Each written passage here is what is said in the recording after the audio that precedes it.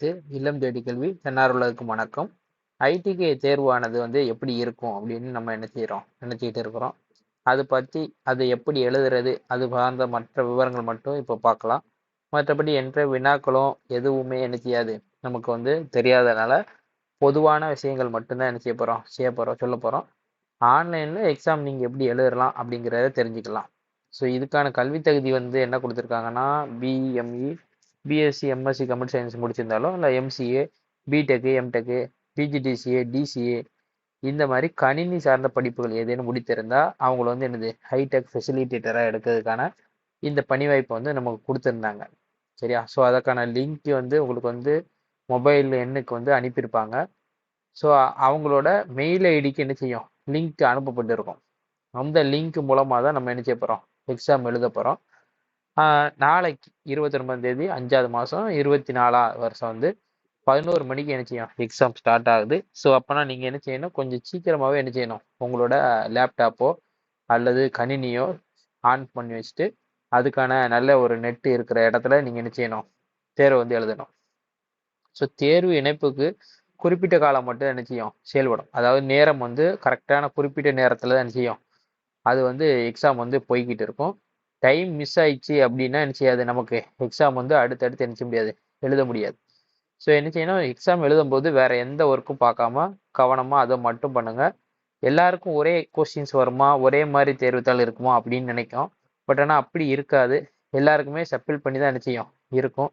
So net நல்ல ஃபாஸ்ட்டாகவும் லேப்டாப்போ அல்லது கம்ப்யூட்டரோ நல்ல நெட்டு ஃபாஸ்ட்டாக இருந்தது அப்படின்னா ஈஸி. கைபேசியில் வந்து எக்ஸாம் எழுத தவிர்க்க சொல்லியிருக்காங்க. முடியாத நேரத்தில் என்ன செய்யலாம் முடிஞ்ச வரைக்கும் இதை பண்ணுங்க. வாய்ப்பு இல்லாட்ட நீங்கள் என்ன செஞ்சுக்கலாம் மொபைல் வந்து ட்ரை பண்ணி பாருங்க. பட் ஆனால் ஒரு கணினியில் பண்ணுறது உங்களுக்கு நல்லது. சரியா? ஸோ அடுத்தடுத்த எக்ஸாம் எழுதும்போது கணினி சார்ந்த தயாரிப்புகள் அதிகமாக இருக்கும். இது வந்து முதல் எக்ஸாம்னால இதில் பொதுவான எக்ஸாம் மட்டும்தான் தேவையான தகவல்கள் மட்டும்தான் என்ன செய்யும் வந்திருக்கும்னு எதிர்பார்க்குறோம். ஸோ உங்களோட எது கவனமாக இருக்க வேண்டியதுன்னா உங்களோட மெயிலை நீங்கள் யாருக்கும் கொடுக்காதீங்க. அதில் வரக்கூடிய லிங்கை யாருக்கும் கொடுக்காதீங்க. ஏன்னா உங்கள் இது வந்து ரொம்ப அஃபிஷியலாக இருக்கிறதுனால கவனமாக நீங்கள் பண்ணணும். ஸோ கவனமாக பண்ணால் மட்டும்தான் என்ன செய்யும் இதில் வந்து எக்ஸாம் பாஸ் ஆகும். ஸோ நீங்கள் ஒருத்தங்க வந்து ஷேர் பண்ணிங்கன்னா அதோட ஷேரிங் லிங்க்கை வச்சு யார் ஷேர் பண்ணியிருக்கா அப்படிங்கிறத பார்க்க முடியும். ஸோ முறைகேடு நீங்கள் ஏதாவது இதில் தப்பு பண்ணுறீங்கன்னா கண்டிப்பாக உங்களுக்கு வந்து என்ன செய்வாங்க இந்த எக்ஸாம் வந்து அடுத்து கண்டினியூ பண்ணதுக்கு விட மாட்டாங்க. ஸோ இது வந்து ஒரு கவனமாக நீங்கள் பண்ண வேண்டியது. ஸோ இதில் நீங்கள் வந்து உங்களுக்கு நாங்கள் வேலை வாங்கி தரோம், நாங்கள் தான் வந்து உங்களுக்கு வந்து இது பண்ணோம் அப்படின்னோ அல்லது இதில் வேற எந்த விதமான போய் எதுவுமே இது பண்ண முடியாது. 100% என்னது இல்லம் தேடி கல்வி மூலமாக தான் நிரப்பப்படும். யாருக்கும் எந்த பைசாவும் கொடுத்து நீங்கள் ஏமாந்துட வேண்டாம். எந்த இதையும் நீங்கள் என்ன செய்ய வேண்டாம் கண்டுக்கிற வேண்டாம். டைரெக்டாக என்ன செய்யலாம் நீங்கள் வந்து நேரடியாக உங்களோட பிளாக் கோஆர்டினேட்டர் டிஸ்ட்ரிக்ட் கோஆர்டினேட்டர்கிட்ட சொல்லிட்டு இன்ஃபார்ம் பண்ணிவிட்டு எக்ஸாம் நீங்கள் என்ன செய்யலாம் எழுதலாம். லிங்க்கு வந்து நேராக என்ன செய்யும் உங்களுக்கு அஃபிஷியலாக தான் வரும். ஸோ அப்போ வந்து நீங்கள் என்ன செய்யணும் லிங்க்கை கவனமாக பார்க்கணும். எந்த இடத்துலேருந்து லிங்க் வந்திருக்குன்னு பாருங்கள். அந்த லிங்கை கவனமாக பார்த்து அதை அட்டன் பண்ணுங்க. சரியா? ஒருத்தங்க சொல்கிறாங்கன்ட்டு நீங்கள் வேற எதுவும் லிங்க்கை என்ன செய்யக்கூடாது எழுதிட வேண்டாம்.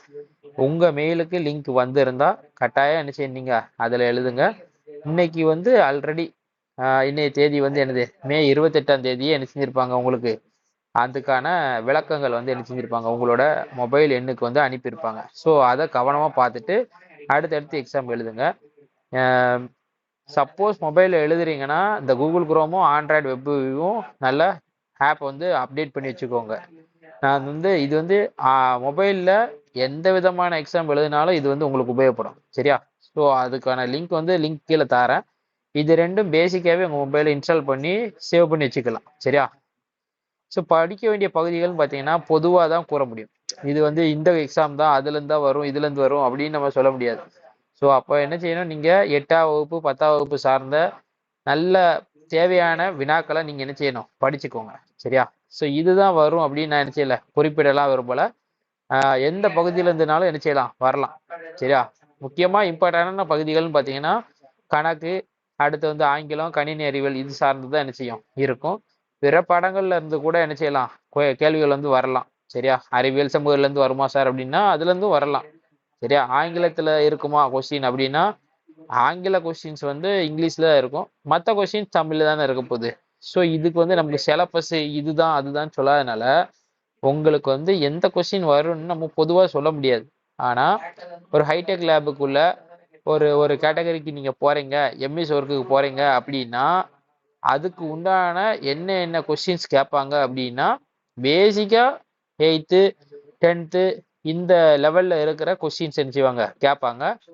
அதே மாதிரி நீங்க படிக்கணும் அப்படின்னா கட்டாயம் என்ன செய்வாங்க, உங்களுக்கு வந்து சிலபஸ் கொடுத்துருப்பாங்க.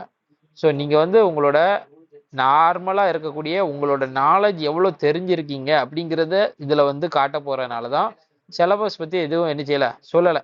சரியா? அப்போ வந்து நீங்க என்னது எம்இஸ் ஒர்க்கு ஹைடெக் லேபுக்கான பேசிக்கான ஆங்கில பயிற்சி, கணித அறிவு, அடுத்து வந்து கம்ப்யூட்டர் பத்தி தெரிஞ்சிருக்கிற பேசிக் அடிப்படை அறிவு இருந்தாலே என்னது உங்களுக்கு வந்து போதும். சரியா? ஸோ என்ன பண்ணியிருப்பாங்க அப்படின்னா உங்க இதுக்கு வந்து கண்டிப்பா மெயில் வரும். அந்த மெயிலை என்ன செய்யுங்க, நீங்க வந்து கிளிக் பண்ணி என்ன செய்யுங்க, அதுல உங்களுக்கு யூசர் நேம் பாஸ்வேர்டு பத்தி என்ன சொல்லியிருக்காங்க அப்படிங்கிறத பாருங்க. அதுல உங்களுக்கு லிங்க் கொடுத்துருந்தாங்கன்னா அந்த லிங்கை காப்பி பண்ணி என்ன செய்யுங்க, கூகுள் குரோமோ அல்லது ஃபயர் ஃபாக்ஸ்லயோ என்ன செய்யுங்க வெப்சைட்ல ஓபன் பண்ணுங்க.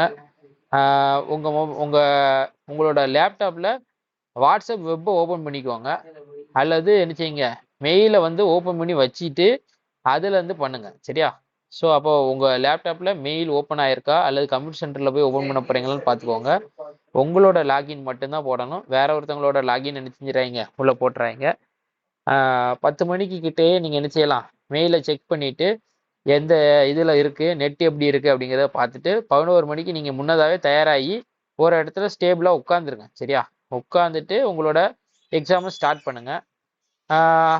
நமக்கு வந்து எக்ஸாமோட முகப்பு வந்து என்ன செய்யும், இது போலதான் என்ன செய்யும் மெயிலுக்கு வந்திருக்கும்.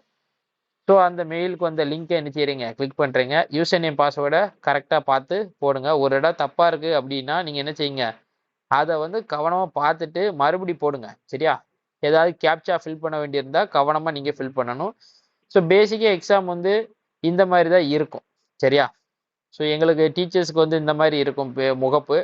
உங்களுக்கு வந்து என்னது இதை மாதிரிலாம் என்ன செய்யலாம் இருக்கலாம். கம்ப்யூட்டர்ல வந்து வைக்கக்கூடிய ஆன்லைன் எக்ஸாம்ஸ் பேசிக்கா இது போல தான் இருக்கும். இது எப்படி இருக்கும், இப்படிதான் இருக்குமா அப்படி இருக்குமா அப்படின்லாம் நம்ம என்ன செய்ய முடியாது, நேரடியாக சொல்ல முடியாது. சரியா?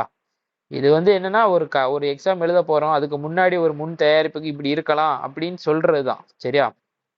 ஸோ உங்களுக்கு வந்து கவனமா கொஸ்டின்ஸை பார்த்தா மட்டும்தான் என்ன செய்ய முடியும், இது பண்ண முடியும். அதே மாதிரி இப்போ கொஸ்டின்ஸ் வருது அப்படின்னா அதுல டைமிங் ஓடும். இங்க பாத்தீங்களா 29.47 அது மாதிரி டைமிங் ஓடுதா, டைமிங்கை கவனமா என்ன செய்யுங்க பார்த்துட்டு ஒர்க் பண்ணுங்க. இந்த மாதிரி வந்து நமக்கு என்னது கொஸ்டின்ஸோட நம்பர்ஸ் இருக்கும், எத்தனை கொஸ்டின்ஸ் இருக்கோ அத்தனை கொஸ்டின்ஸோட நம்பர்ஸ் இருக்கும். இதுல இப்போ கிரீனா இருக்கிறதுலாம் வந்து ஆன்சர் பண்ணியிருப்பாங்க. ஸோ நீங்க ஆன்சர் பண்ணாது, இப்போ 3வது கொஸ்டினை பார்த்தீங்கன்னா எதுவுமே கிரீன் ஆகலை, ஸோ அப்போனா அதுக்கு வந்து என்னது ஆன்சர் பண்ணலன்னு அர்த்தம். ஸோ அப்படி கவனமா என்ன செய்யுங்க, ஆன்லைன் கொஸ்டின்ஸ்னா இந்த மாதிரி பேசிக்கா இப்படிதான் இருக்கும். சரியா? ஸோ அதை வச்சுக்கிட்டு நம்ம வந்து ட்ரை பண்ண போறோம். நாளைக்கு வைக்க போற கொஸ்டின்ஸ் வந்து இப்படிதான் இருக்கும் அப்படி இருக்கும் அப்படின்னு நான் என்ன செய்யல சொல்ல போறது இல்லை. சரியா? தேர்வோட வகைகள் எப்படி இருக்கும், எந்த மாதிரி இருக்கும்னு யாருக்கும் தெரியாது. பொதுவாக தான் என்ன செய்யறோம் எல்லாத்தையும் சொல்லிட்டு இருக்கோம். ஸோ நீங்க கம்ப்யூட்டர்ல வந்து கூகுள் குரோமோ அல்லது ஃபயர் ஃபாக்ஸையோ நல்லா இன்ஸ்டால் பண்ணி வச்சுக்கோங்க. இன்டர்நெட்டை பக்காவை வச்சுட்டு என்ன செய்யுங்க, நீங்க வந்து என்ன செய்யுங்க எக்ஸாமை எழுதுங்க. All the best. உங்களோட மின்னஞ்சலை வந்து வேற யாருக்கும் பகிர வேண்டாம். வேற ஏதாவது டவுட் இருக்கு அப்படின்னா யார்ட்டையும் கேட்க வேண்டாம், கொஞ்சம் வெயிட் பண்ணுங்க. உங்க எக்ஸாம் கம்ப்ளீட்டா முடியட்டும்.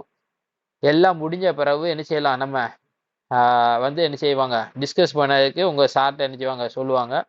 ஸோ அது வரைக்கும் நீங்க வந்து என்ன செய்ய வேண்டாம், பதட்டப்பட வேண்டாம். பேசிக்கா கொஸ்டின்ஸ் எல்லாத்தையும் எழுதுங்க. கம்ப்யூட்டர்ல பேசிக் தெரிஞ்சுக்கிட்டா போதும். கணக்கு இங்கிலீஷ்ல உங்களுக்கு வந்து என்னது புரிஞ்சுக்கிட்டு அதுக்கான ஆன்சர் இதுவாக தான் இருக்கும் அப்படிங்கிறத நீங்க என்ன செய்யுங்க நோட் பண்ணி செய்யுங்க. கணக்குல பார்த்தீங்கன்னா எது பேசிக்கா இருக்கும், ரொம்ப பேசிக்கான விஷயங்கள் மட்டும்தான் இருக்கும், ரொம்ப போட்டு கஷ்டப்பட வேண்டாம். நாலேஜ் உங்களுக்கு வந்து நார்மலா இருக்கக்கூடிய நாலேஜ்ல நீங்க என்ன செய்யலாம், கொஸ்டின்ஸை எழுதிடலாம். ஸோ இதுக்கு வந்து இப்படி கொஸ்டின் வருமா இல்லை வேற ஒரு கொஸ்டின் கிடைக்குமா அப்படின்னு என்ன செய்ய வேண்டாம், குறுக்கு வழிகளை பயன்படுத்த வேண்டாம். எல்லாருமே நல்லா எழுதி பாஸ் ஆக என்னுடைய வாழ்த்துக்கள். நன்றி, வணக்கம்.